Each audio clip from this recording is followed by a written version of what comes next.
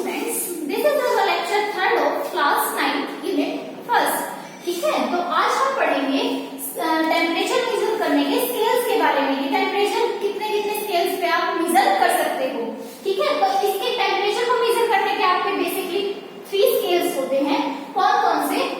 Fahrenheit scale, ठीक है, kelvin scale और सेल्सियस स्केल. ठीक है, तो जो हमारा क्या होता है फ़ारेनहाइट स्केल जो होता है उसके अंदर फ्रीजिंग पॉइंट क्या होता है वाटर का 32 डिग्री फ़ारेनहाइट. ठीक है, और जो बॉइलिंग पॉइंट होता है वो कितना होता है 212, ठीक है, डिग्री फ़ारेनहाइट. ठीक है, ऐसे ही फिर केल्विन स्केल आता है आपका, उसके अंदर क्या होता है फ्रीजिंग पॉइंट वाटर का 273 केल्विन और बॉइलिंग पॉइंट जो होता है वाटर का वो कितना होगा 373 केल्विन.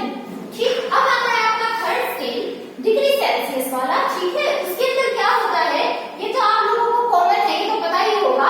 फ्रीजिंग पॉइंट क्या होगा इसमें वाटर का 0 डिग्री सेल्सियस और बॉइलिंग पॉइंट क्या होगा 100 डिग्री सेल्सियस. ठीक है, अब ये जो तीनों स्केल है एक दूसरे से क्या करते हैं इंटर रिलेट करते हैं.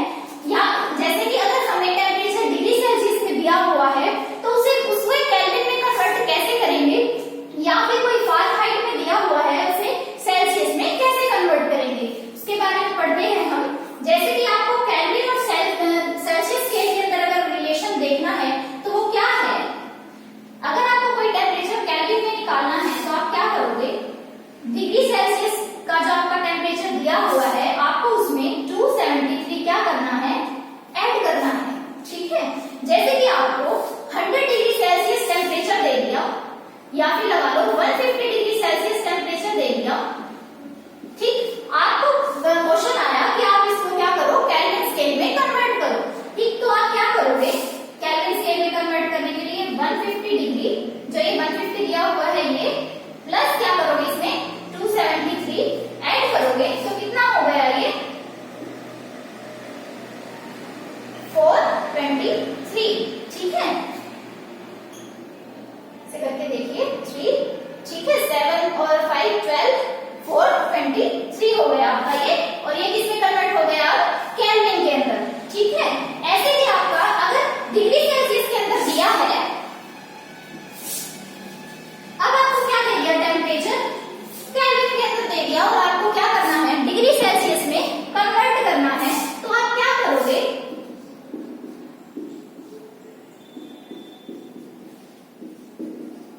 ठीक है. अब क्या होगा अगर आपको केल्विन में टेम्परेचर दिया है और डिग्री सेल्सियस में कन्वर्ट करना है तो क्या करोगे ये 273 इधर आ जाएगा. ठीक है, तो कैसे होगा डिग्री सेल्सियस में आपको लिखना है टेम्परेचर केल्विन में दिया है तो आप क्या करोगे जो केल्विन में टेम्परेचर दिया है आपको उसमें क्या करो 273 है जो उसको माइनस कर दो.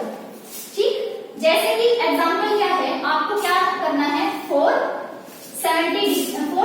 केल्विन आपको क्या दे दिया टेम्परेचर दे दिया. ठीक है, और आपको बोला गया कि इसको सेल्सियस में कन्वर्ट करो, तो कैसे करोगे डिग्री सेल्सियस में हमको निकालना है, केल्विन में जो दिया है वो लिखेंगे, माइनस में क्या करेंगे 273 करेंगे, तो कितना टेम्परेचर आएगा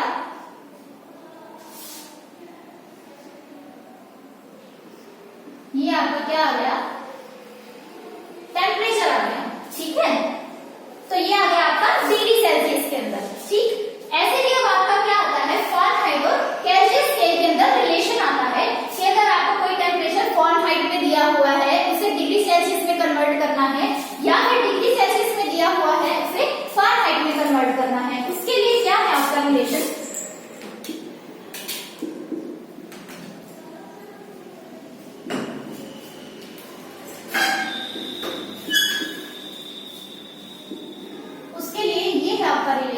कि जो आपको निकालना है जैसे कि फ़ारेनहाइट में निकालना है क्या करेंगे आपको डिग्री सेल्सियस में टेम्परेचर दिया उसको 9/5 से क्या किया मल्टीप्लाई किया प्लस में क्या करेंगे 32 ऐड करेंगे.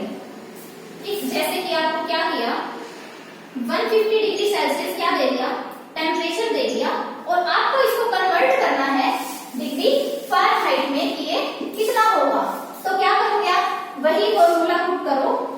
डिग्री फ़ारेनहाइट में हमें कन्वर्ट करना है तो क्या किया 9/5 इंटू में क्या होगा 150 प्लस 32। ठीक, 150 क्या है, जो आपको डिग्री सेल्सियस में टेम्परेचर दिया है। तो क्या हुआ ये, इसको 32 ऐड किया, ये आ गया 302। ठीक है, 302 आ गया आपका, और ये किसमें आ गया आपका, डिग्री फ़ारेनहाइट में आपका टेम्परेचर आ गया। तो इसको क्या लिखेंगे, यहाँ पे किसमें कन्वर्ट हो गया ये, 302 डिग्री फ़ारेनहाइट में आपका टेम्परेचर कन्वर्ट हो गया। जो 150 डिग्री सेल्सियस है और 302 क्या है, डिग्री फ़ारेनहाइट है, वो दोनों क्या होंगे, इक्वल होंगे। ऐसे ही आपको अगर सेल्सियस से सॉरी फ़ारेनहाइट से क्या करना हो, केल्सियस में कन्वर्ट करना हो, तो भी यही फॉर्मूला लगेगा। थोड़ा सा चेंज है इसके अंदर, कैसे, अब आपको डिग्री सेल्सियस में क्या करना है, टेम्परेचर को निकालना है, फ़ारेनहाइट में दे रखा है, तो क्या होगा 5/9 इंटू में क्या होगा, डिग्री फ़ारेनहाइट होगा अभी, क्योंकि आपको क्या करना है, डिग्री फ़ारेनहाइट दिया है और सेल्सियस में इसको कन्वर्ट करना है, और माइनस में क्या करेंगे, 32 करेंगे। तो यहाँ से आपके क्या पता चले कि जो आपके 3 स्केल्स हैं टेम्परेचर को क्या है, मेजर करने के। ठीक, अब क्या है, जो केल्विन आपका स्केल है टेम्परेचर को मेजर करने का, वो क्या है, एसआई स्केल है आपका। ठीक है, तो जो टेम्परेचर की जो यूनिट होती है, अगर केल्विन में आप लिख रहे हो टेम्परेचर को, तो वो उसकी एसआई यूनिट होगी। ठीक, और केल्विन स्केल को सबसे अच्छा क्यों मानते हैं, क्योंकि इसके अंदर कोई नेगेटिव साइन नहीं होता है, ये ऑलवेज क्या होगा आपका, पॉजिटिव में होगा। ठीक है, you can note it down.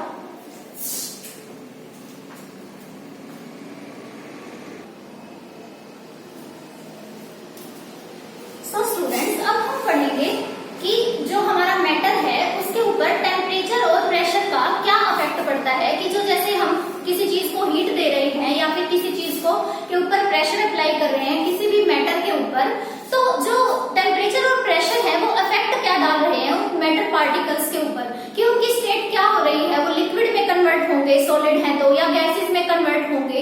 ठीक, कि उनका टेम्परेचर कितना बढ़ेगा, कितना घटेगा। ठीक, तो ये चीजें हम पढ़ेंगे अभी। और वो जो इफेक्ट है वो किस तरह से आता है, जो हमारे स्टेट्स ऑफ मैटर हैं, सॉलिड, लिक्विड और गैस, उनके बीच में क्या होते हैं, इंटर पार्टिकल स्पेस होते हैं। ठीक है, तो अगर हम क्या करेंगे, उन्हें ज्यादा कंप्रेस करेंगे या फिर टेम्परेचर ज्यादा अप्लाई करेंगे उनके ऊपर, टेम्परेचर इंक्रीज करेंगे या टेम्परेचर डिक्रीज करेंगे, तो उस हिसाब से जो वो इंटर पार्टिकल स्पेसेस होते हैं वो क्या हो जाते हैं, या तो बहुत ज्यादा हो जाते हैं या बहुत कम हो जाते हैं। जैसे कि आप सॉलिड को ले लो, सॉलिड के अंदर अगर आप टेम्परेचर इंक्रीज कर रहे हो तो इंटर पार्टिकल स्पेसेस क्या होंगे आपके, सॉलिड्स में क्या होते हैं, बहुत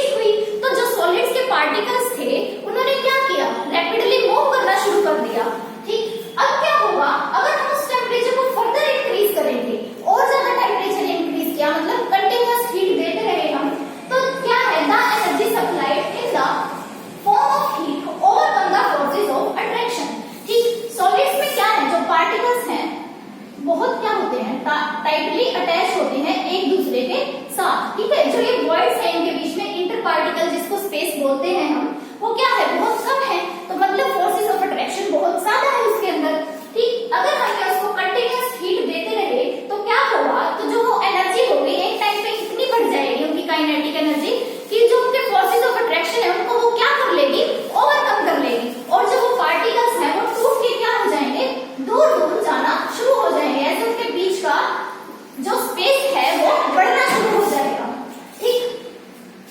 तो क्या हुआ, as the further temperature increases the energy supplied in the form of heat overcome the forces of attraction between the particles, okay।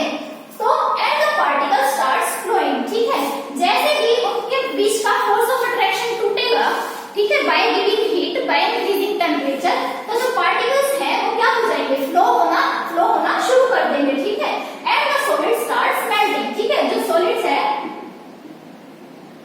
वो क्या होगा, मेल्ट करना स्टार्ट कर देगा एंड क्या होगा, कन्वर्टेड इनटू लिक्विड। और लास्टली क्या होगा, वो सॉलिड क्या हो जाएगा, लिक्विड के अंदर कन्वर्ट हो जाएगा, ठीक। अब क्या है, द टेम्परेचर, तो अब वो लिक्विड के अंदर कन्वर्ट हो गया। क्या हुआ इसके अंदर, हमने क्या दी, सॉलिड को हीट दी, ठीक है। हीट दी तो उसका क्या हुआ, टेम्परेचर इंक्रीज हुआ। टेम्परेचर इंक्रीज हुआ तो काइनेटिक एनर्जी इंक्रीज हुई। हम उसको क्या कर किया, सॉलिड को फर्दर हीट करते गए, ठीक। तो काइनेटिक एनर्जी और इंक्रीज होती चली गई। तो एक टाइम पे क्या हुआ, वो काइनेटिक एनर्जी पार्टिकल्स की इतनी बढ़ गई कि उसने क्या किया, जो फोर्सेस ऑफ अट्रैक्शन थे पार्टिकल के बीच में सॉलिड के, वो क्या हुए, ओवरकम हो गए, ठीक है। टूटना शुरू हो गए, दूर दूर जाना शुरू हो गए वो सॉलिड के पार्टिकल्स, ठीक। और उस स्टेज पे क्या हुआ, जो पार्टिकल्स थे उन्होंने फ्लो करना शुरू कर दिया। जैसे ही एक दूसरे से दूर होंगे, मतलब क्या होगा, वो फ्लो करना शुरू कर देंगे और जो सॉलिड था वो क्या होगा, मेल्ट होना शुरू हो जाएगा और एट लास्ट वो क्या होगा, सॉलिड लिक्विड में कन्वर्ट हो जाएगा। तो वो टेम्परेचर जिसपे क्या होता है, सॉलिड मेल्ट हो जाता है लिक्विड करने के लिए, उस टेम्परेचर को हम क्या बोलते हैं, मेल्टिंग पॉइंट ऑफ सॉलिड्स बोलते हैं, ठीक है। और जो ये प्रोसेस हो रही है आपकी सॉलिड से लिक्विड में कन्वर्जन की, उसको हम क्या बोलते हैं, फ्यूजन बोलते हैं, ठीक है। तो the process of change of solids into liquids is called fusion, ठीक। अब क्या है, एक एक्टिविटी आती है आपके, ठीक है, एनसीईआरटी में दी हुई है। आपने क्या किया, आइस सॉलिड फॉर्म है वाटर की, ठीक। आइस को क्या किया, एक बीकर के अंदर लिया, ठीक। अब क्या किया, आपने स्टैंड लगाया और नीचे क्या रख दिया, बर्तन रख दिया और उस स्टैंड के ऊपर क्या किया, आपने आइस को रख दिया। उस आइस के जो आपका वो था बीकर, उसके अंदर आपने क्या किया, थर्मामीटर लगाया, ठीक। अब आपने क्या किया, उस बर्नर को ऑन किया तो क्या होगा, आइस के जो पार्टिकल हैं वो सॉलिड्स हैं, टाइटली अटैच हैं, ठीक। तो क्या होंगे, वो पार्टिकल्स के अंदर क्या होगी, थोड़ी थोड़ी मूवमेंट शुरू होगी। जैसे जैसे क्या हुआ, आपका फोर्स ऑफ अट्रैक्शन जो क्या होगा, कम होना शुरू हो जाएगा। जैसे जैसे आप टेम्परेचर को बढ़ाओगे, हीट देते रहोगे, तो क्या होगा, धीरे धीरे करके आपने देखा कि उस सारी आइस क्या होगी, मेल्ट हो गई और वाटर में कन्वर्ट हो गई, ठीक है, लिक्विड में कन्वर्ट हो गई। तो जो टेम्परेचर था, आपने देखा जो वो आपकी स्टेट चेंज हो रही थी सॉलिड से लिक्विड के बीच में, ठीक। पूरी लिक्विड में कन्वर्ट होने के बाद नहीं, जो सॉलिड से लिक्विड में जब वो कन्वर्ट हो रही थी गैस, उसके अंदर आपने जब वो टेम्परेचर नोटिस किया तो टेम्परेचर के अंदर कोई चेंज नहीं आया।